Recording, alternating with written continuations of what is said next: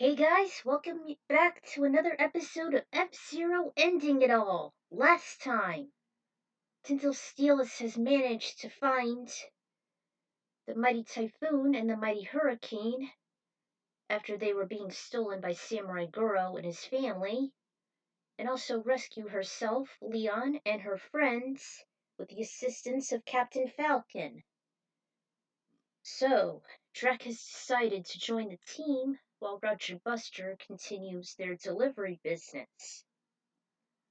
And it turns out that Soda gave word of the task force's fate, which are hanging in the balance, and that Miss Killer has been enlisted in the Firefield race. And so Tinsel is left alone to her own devices. Will she be successful like she was in Big Blue? Well, let's find out. Alright, lap 6. Hold on, here we go. Alright, originally the next course was supposed to be in Mute City, but I had changed of heart. I've mentioned on my last author note that things were starting to heat up, so hint hint, FM225's gonna kill me for this. I'm right there with you, buddy. Which is why he's featured here. Top of that, Tinsel's alone, not counting the other miscellaneous racers. She's up against one of the most deadly co-workers of Dark Million. She races against Luna on another elite circuit. Will she be successful like she was in Big Blue? Well, let's find out. Lap 6. Tinsel arrived at Firefield through a warp gate, and the track was very similar to that of the King League from the original Grand Prix. She wasn't able to participate last time, though, since she had that accident in Whiteland during the prior round. Clank recently informed her that Luna Ryder, one of Dark Million's lethal enemies, had enrolled there. Because all the places were taken, she was alone now in that treacherous course. The intense heat welcomed her, but the Silver Comet was a lot more tolerable on resisting it since it had some frigid features that kept it from overheating. After all, it was just a prototype made by Dr. Clash. This actually reminded her of the Sun Corps several months back when Lucy was considered to be an official member of the task force. If only she was here now. It was just as she heard. It's very long. There were endless minefields waiting to explode and hinder her machine. There were some magnets in a certain location attached to the guardrails, and there was a fork before the finish line. If the pilot chooses the left path, they will end up in a narrow pit area restoring a small portion of their energy, which ends with a dash plate. If the racers should go right, they'll take the shorter route, though they must be aware of the sharp curves ahead. According to Clank's schematics, the Moon Shadow was similar stats to the Blue Falcon, which was not good. Both vehicles have the same level of grip. However, the Moon Shadow is 2 levels lower than the Comet in acceleration, whereas Tinsel's machine is much weaker than her nemesis. Tinsel went over the intel before the finish line. She barely even noticed Miss Killer's presence. When the spectators know it, they've been paired together. Still unconfident as ever, I see. She immediately stood up as she heard that sinister, vehement voice. Miss Killer! Finally, she was staring at her greatest adversary in the face as her body tensed. She was hardly able to see her the first time as Rick was losing his life, nor the second time when she hardly noticed her during the catastrophe when the meteors started falling onto his space circuit. The third time after the accident in Mute City was far away but more noticeable. Now her blood started to boil. She was as tepid as Hell's Highway itself. All this time on causing Rick's pain and suffering, she was about to pay her back in full. At long last, we finally race against each other. And on this finally course. Welcome to hell, Tinsel. I can't wait to end your life like I should have done with Wheeler. Ha ha ha! Miss Killer!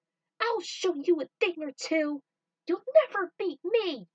And I swear, I'll save him and my friends from Dark Million. You'll see. I wouldn't be so steamed if I were you. It'll be easier for you to die then. Tinsel's fists clenched very tightly in response. Before they had another exchange of words, the lethal race was about to start. Ladies and gentlemen, start your engines! All the other pilots' vehicles hovered as the gates lowered. See you at death's door, Luna threatened, then left for her craft. We'll see about that! You may be called Miss Killer, but you will never be able to slay me! The bitter rivalry between the two female pilots is rising, much like the competition. This course was used during the first Grand Prix as it is very treacherous and lays over deadly pits of lava. The fire sea never stopped boiling and everyone could see arches rising and falling from it. Pilots must keep a close eye on the track as well as their fuel gauges at all times. Use extreme caution. Now, let the soul-scorching race begin! The audience was cheering wildly for their favorite brave brawlers. So were Leon, Bert, Clank, Baseman, Gomar, and Shio, and Drac at the Falcon House for Tinsel. Go get her! Show that Silver Comet can do! Give Miss Killer... Give Miss Killer in that course everything you got! Don't back down! Try your best on surviving the course. Rick and my friends' lives depend on this. I cannot lose against her. The machine shot out of the starting line, and their first deathly obstacle were the minefields. Each one was placed randomly on the first stretch. Every machine took quite a beating as they ventured through it, though the Comet and the Shadow were still kicking. By the time they passed that, Tinsel had an idea. The trick was to push the enemy into the mines, causing more damage.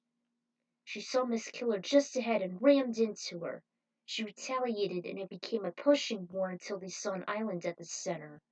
They split up, took a few chunks of damage as they shredded on the guardrails, and were then dragged into the walls of the aisle. Damn magnets! The turns were tough without hitting the edges, which caused even more damage to their machines, despite their decent handling. Nevertheless, they were the ones that stood out the most amongst the other competitors. As the anonymous pilots kept catching up, they each didn't hesitate to wipe them out with some side and spin attacks. Their victory was all that mattered. Finally, there was the fork in the road. Seeing that the right path was the shortest, Tinsel took it. Luna followed, and again they clashed. The Moon Shadow's body was stronger than Tinsel's, and she hit her dead on. She collided with the course, but she never gave up. You're not getting away! Luckily, her booster was activated on the second lap. Tinsel was able to catch on to Luna and she performed the stunt.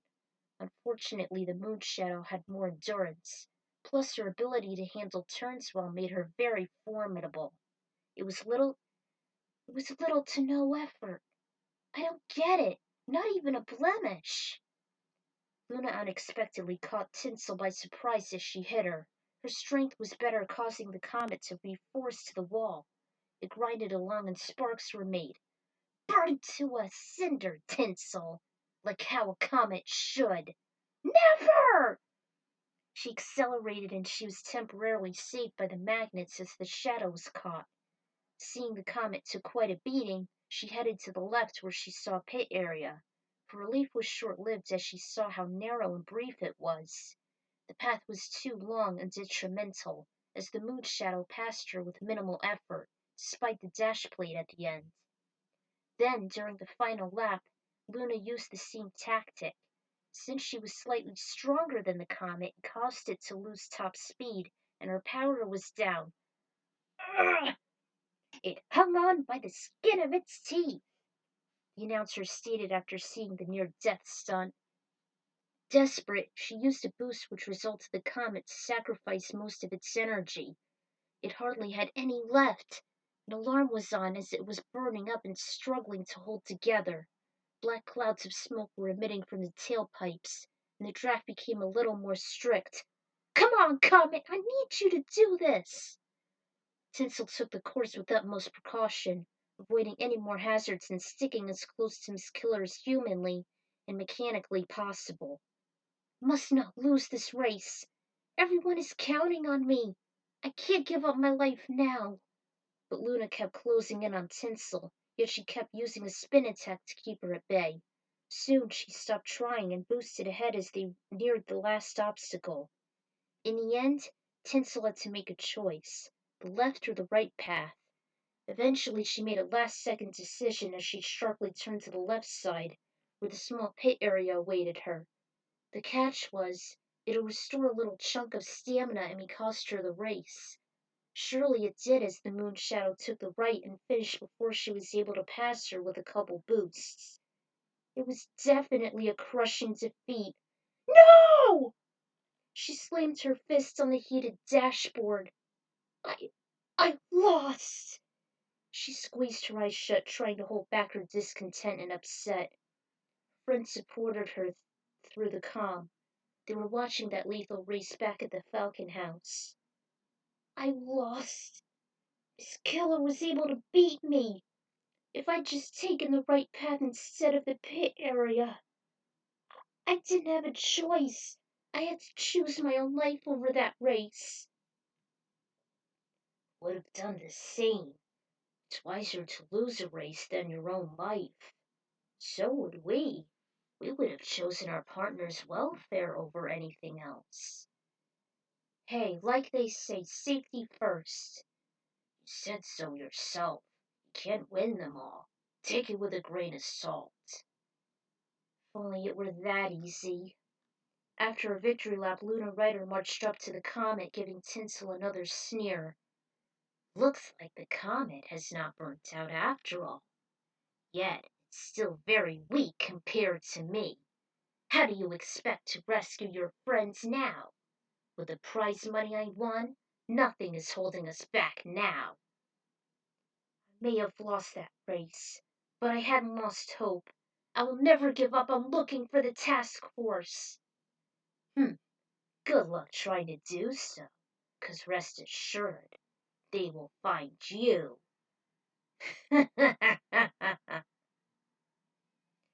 Tinsel never bothered to present her second place victory, even though she still technically qualified for the next race.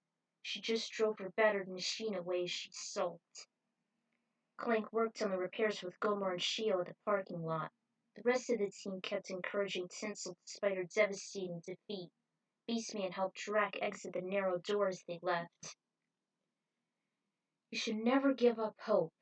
You still came in second. That alone means you're still able to compete against Dark Million. After all, you've made the wise decision not sacrificing your own life. Comet should be done within the next day. He handed her a soft drink. Thanks, Bert, but I'm still nervous on Rick and the others. Luna said that the task force will find us, theoretically. Leon laid a paw on her shoulder and gave it a shake. Like we said, Tinsel, we got your back. You're not really endangering us, 'cause we're all involved in this. We each have a promise to keep. She still wondered what Octaman might be up to, though. Wonder how Dark Million is going to use the prize money Luna won. Who knows, Tinsel? Who knows? Of course, Black Shadow would use it to speed up the process and what he's going to do with the task force. Whatever it is, something very diabolical was involving them. With the prize money, Black Shadow's experiment was near completion. A black solution was inserted into the tanks. Momentarily, Rick was the first to react to it as his eyes were rapidly moving. The water started to bubble up and a fist clenched and trembled as he absorbed it. It's working!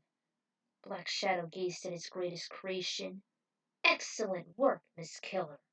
You'll be reunited with him yet. His fangs shined as he smiled. The lab rat eventually stopped shaking and he hanged limply. The demon gave a signal for his subordinate to drain it. A button on the motherboard was pushed and the liquid was ejected. The death soldiers surrounded Rick and the hatch was open. They disconnected him from the numerous wires, removed the oxygen mask, and carried him to a perch nearby. Lastly, the drones discarded his silk task force uniform and replaced it with a new wardrobe. He donned on an opaque leather golden suit. Two spiky dark gray shoulder plates were shown, along with a collar consisting red jewels. His pants was still the same, but his shoes were replaced by black suede ones with two horns protruding from them. And he had eyeliner with ink as black as night. He was just starting to come to as the Emperor of Brutality and his servant walked up to him. Rick Wheeler shot open his eyes, wearing a ravenous expression. They were shrouded in darkness as the pupils were enlarged to full capacity. His breathing and his heart rate went rampant as he looked up toward his colleagues. So, technically, I think the original fire field should be included, not the GX, because I would see it on a cylinder. Although I would definitely use the Rainbow Road theme for the final lap or something. Thanks to a book named How in the World, which I don't know if I still have. Here's a little tidbit. Common could be spectacular sight. The sun heats it up, and the icy core is surrounded by a big cloud of dust and gas. It's bright for a few months within Earth's orbit, hence the sighting of Halley's Comet. It was indeed glowing on the track as it was intended to do, but luckily, the pilot survived the ordeal. As for Rick and the task force, find out next time. So, there you have it. Lap 6 is done. Will Rick actually serve Dark Million loyally? Or will Tinsel meet her own demise? Find out next time.